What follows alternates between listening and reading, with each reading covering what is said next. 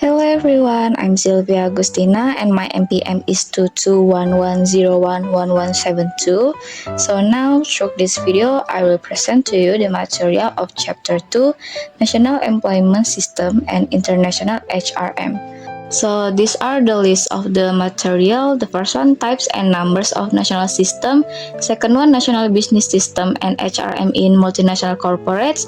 Third one, management, ownership, and country of origin effect. Fourth one, study case. And the last one is conclusion. So let's just get started to the first material. Types and number of national system. According to the United Nations, there were 193 different states globally. Each state has its own way of managing business and employment, but there are similarities among them. For example, Brazil's business operation might resemble those of Argentina more than Japan's. Instead of focusing on individual states, it's helpful for students and researchers to identify common types of national systems. Understanding this system can provide insight into how multinational corporations from different countries shape their HRM policies and practice, and how they adapt to host country system. Next, two varieties of capitalism. Researchers often compare national business systems to understand how they affect business, work, and employment. Hall and Soskice categorized countries into two main types, liberal market economies or LMEs and coordinated market economies or CMEs. They argue that each country's institutional setups influence how firms develop and utilize their core competencies across various areas. The first one, national industrial relation and base setting arrangement. Second one, vocational training and education. Third one, corporate governance. Fourth one, inter-firm relation. Fifth one, intra-firm relation. Hall and Soskice argue that these elements are closely interconnected within a national economy and tend to cohere in successful economies. They mainly focus on LMEs like the United States and CMEs like Germany, suggesting that economies closer to this type perform better. Next one, geographical groupings of countries. Other groupings of countries based more on geography and politics rather than theoretical premises also have validity in understanding HRM models. For instance, there's the European model of HRM, characterized by greater influence from the state and trade unions, inspired by attempts to define the European social model. Similarly, in regions like Southeast Asia and Latin America, cultural similarities between neighboring countries often lead to assumption of HRM model similarities. The next material, national business system and HRM in multinational corporation. The impact of national business system on firms' policies and practices raises questions regarding multinational corporation. MNCs operate across multiple national systems, but it's unclear whether effects stem more from their home country or country of origin effect, or the host country or country of operation effect. Factors like long-term versus short-term orientation may reflect country of origin effects, while legal regulation like minimum wage or worker rights are influenced by host country effect. Furthermore, senior managers in MNCs may not always seek impose their home country model, and host country managers and workers may not always defend their country's management model. These complexities relate to the firm's international management strategy and organizational form. Next, the negotiation of policies, collaboration and contestation in the MNC. It's about how MNC manage their HR, considering what differs from managing HR in domestic firms.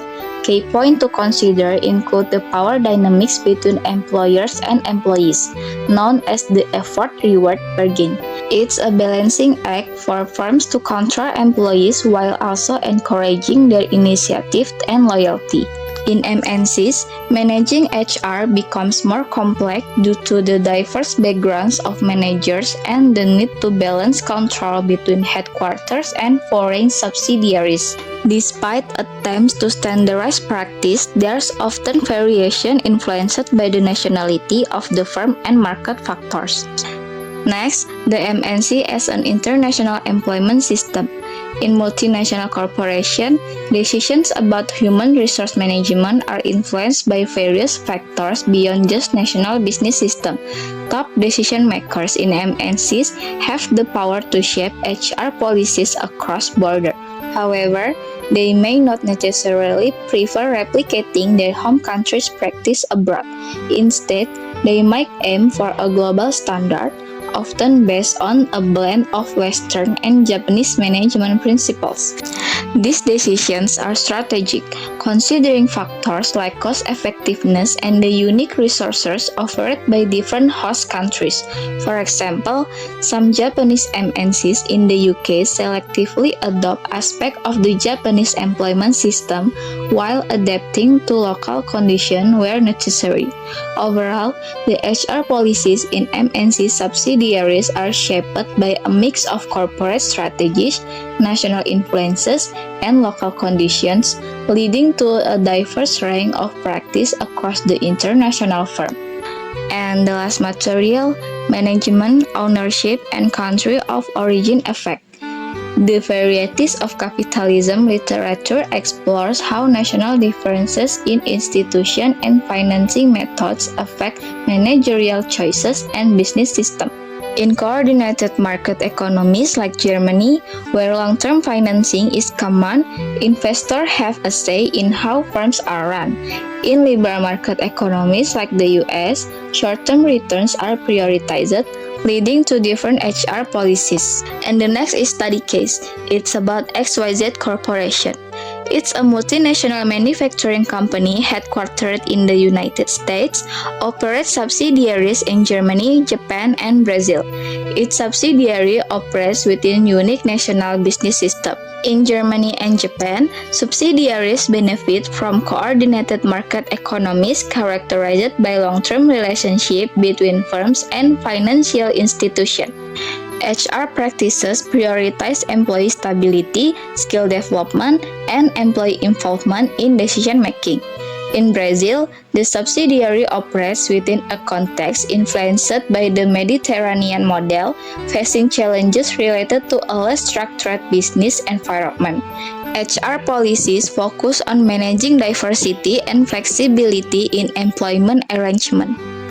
At the corporate level, XYZ Corporation's top decision makers balance centralization and localization in HRM practices.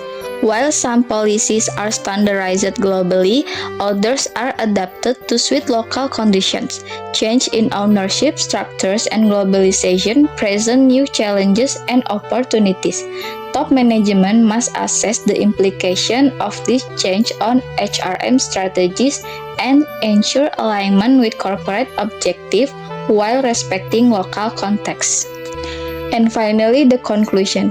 In this chapter, we explore how different countries organize capitalism and HRM, and how this impacts HRM in MNCs.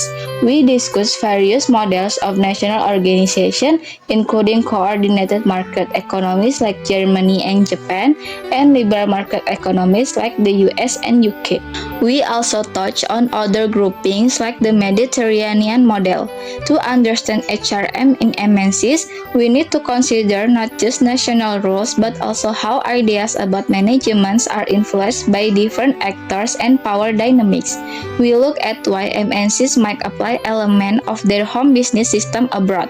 Lastly, we consider how globalization and change in MNC ownership may affect national differences and management choices. So that's all from me. I apologize if there's a lot of lag in my presentation video. Thank you for your attention and have a good day everyone.